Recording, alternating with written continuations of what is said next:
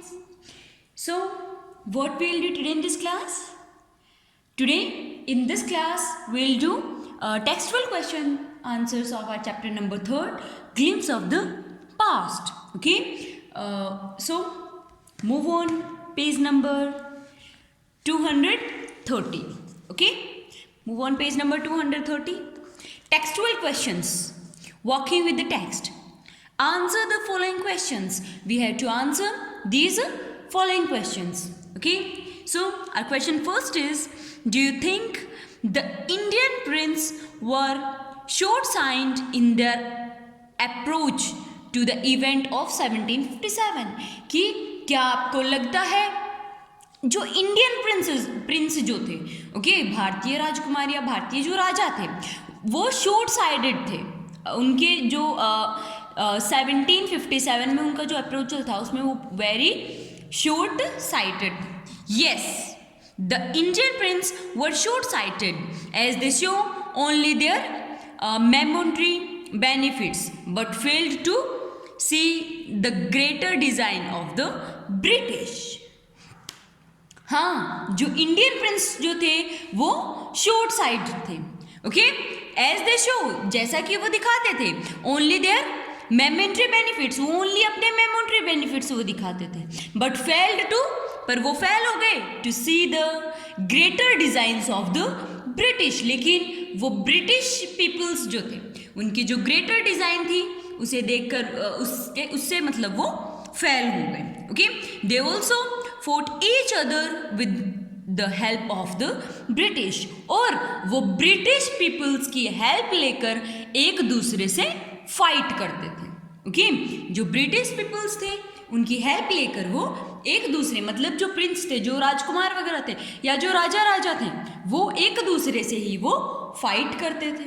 Okay, question second, how did the east India company subdue the Indian princess?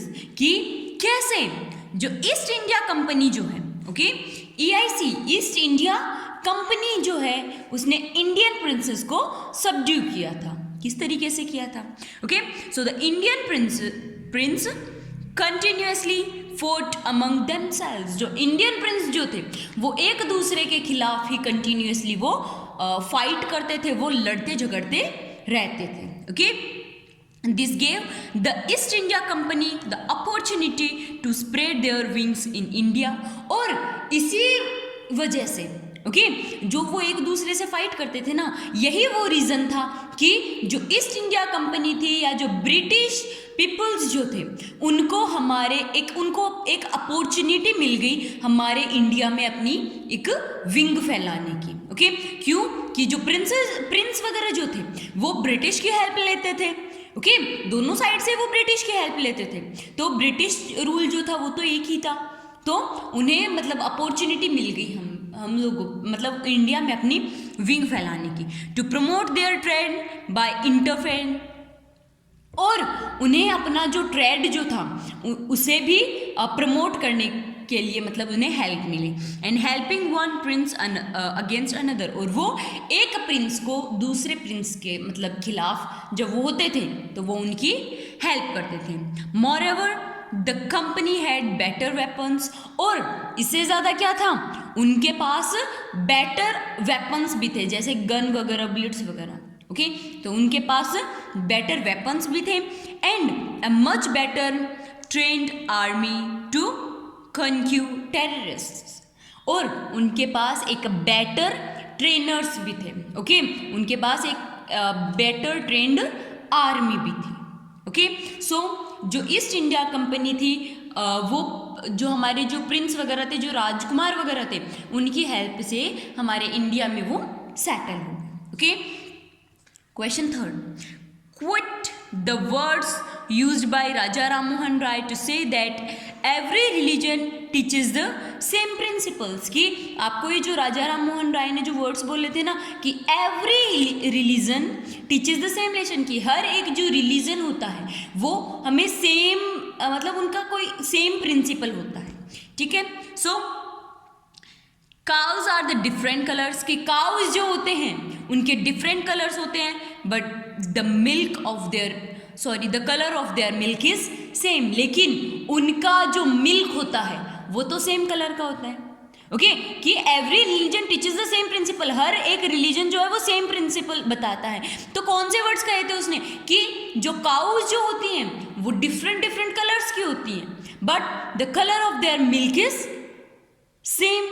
Okay लेकिन उनका जो milk का colour होता है वो सेम होता है। Different teachers have different opinions, जो डिफरेंट डिफरेंट टीचर्स होते हैं उनके पास उनके डिफरेंट डिफरेंट ओपिनियंस होते हैं, but the essence of their religion is the same, लेकिन वो जो बताते हैं ओके जो उनका मतलब तरीका सबका डिफरेंट डिफरेंट होता है, लेकिन मैटर तो सब सेम ही बताते हैं। Okay next question 4th, in what ways did the British officers exploit Indians, किस तरीके से ब्रिटिश पीपल जो है ब्रिटिश रूलर्स जो हैं वो इंडियंस को एक्सप्लोट करते थे। So the British made laws under which Indians could be jailed without trial, कि जो ब्रिटिश पीपल्स जो हैं उन्होंने ऐसा रूल बनाया कि मतलब उन्होंने अपना ही एक ऐसा लॉ बनाया कि इंडियन पीपल जो हैं उन्हें जेल कर सकते हैं विदाउट कोर्ट वगैरह में जाए बिना भी उन्हें जेल हो सकती है, विदाउट ट्रायल उनको जेल हो सकती है। Okay goods imported from British were not taxed whereas, और जो गुड्स ब्रिटिश पीपुल्स के द्वारा जो गुड्स जो ब्रिटेन से मतलब गुड्स आती थी उन पर वहाँ से टैक्स नहीं होता था। इंडियन फार्मर्स वर हैवी टैक्सेड, लेकिन इंडियन फार्मर्स जो थे उन पर हैवी टैक्स लगाया जाता था। ओके भाई जो इंडियन फार्मर्स थे उन पर हैवी टैक्स लगाया जाता था। Indian artisans were डेनाइड raw material and kept out of the business, और इंडियंस जो मर्चेंट्स जो थे ओके इंडियन पीपुल्स का जो रॉ मटेरियल जो होता था उन्हें अपना मतलब यूज़ में नहीं करने दिया जाता था, उनका कोई भी मटेरियल वहाँ नहीं बनता था, वो आउट ऑफ बिजनेस हो गए थे सारे के सारे। Okay the Indian sepoys in the company were lowly paid and not given promotions, और अगर इंडियन पीपल्स जो थे वो वर्क करते थे तो उन्हें ना मतलब बहुत ही कम उन्हें पे किया जाता था और उन्हें प्रमोट भी नहीं किया जाता था। Thus the British exploited Indians in every way they could, और इस तरीके से जो ब्रिटिश पीपुल्स थे उन्होंने इंडियंस को जिस तरीके से वो एक्सप्लोट कर सकते थे वो तरीका उन्होंने यूज़ किया। Okay next question 5th, name this peoples, आपको इन लोगों के नाम बताने हैं। First the ruler who fought pitched battles against the British and died fighting, आपको उस रूलर का नाम बताना है जो मतलब ब्रिटिश के अगेंस्ट उसने फाइट की थी एंड उसी लड़ाई में उसकी डेथ हो गई। ही वॉज टीपू सुल्तान, कौन था वो? Tipu Sultan. Okay question 2nd, the person who wanted to reform society, वो पर्सन जो अपनी सोसाइटी को रिफॉर्म करना चाहते थे, फिर से बनाना चाहते थे। He was Raja Ram Mohan Roy. Okay कौन थे? Raja Ram Mohan Roy. Okay 3rd question, the person who recommended the introduction of English education in India, वो पर्सन जिसने इंग्लिश एजुकेशन इंडिया में स्टार्ट करने के लिए कहा था। So who was that? Lord Macaulay. Okay lord Macaulay थे जिसने कि इंडिया में जो इंग्लिश एजुकेशन था वो उन्होंने स्टार्ट करने का कहा था। Okay next question 4, 2 popular leaders who leaded the revolt, आपको 2 पॉपुलर लीडर्स के बारे में मतलब उनका नाम लिखना है जिन्होंने मतलब रिवोल्ट को लीड किया था। ही was Peshwa Nana Sahib and Kunwar Singh, Peshwa Nana Sahib and Kunwar Singh. Okay next question 6, mention the following, आपको ये जो फॉलोइंग्स है इनको मेंशन करना है। two examples of social practices prevented. This question you have to do for yourself. Okay, इनमें आपको पूछा हुआ है कि मतलब कौन से दो चीज़ें सोसाइटी में थी, मतलब नहीं होनी चाहिए थी, ऐसा करके आपको यहाँ पे पूछा हुआ है. So question 6 is for your self and you have to do this question answers in your fair notebook. If any student is having any problem related to this chapter, you can ask. Okay, and this chapter completes. Okay, so bye.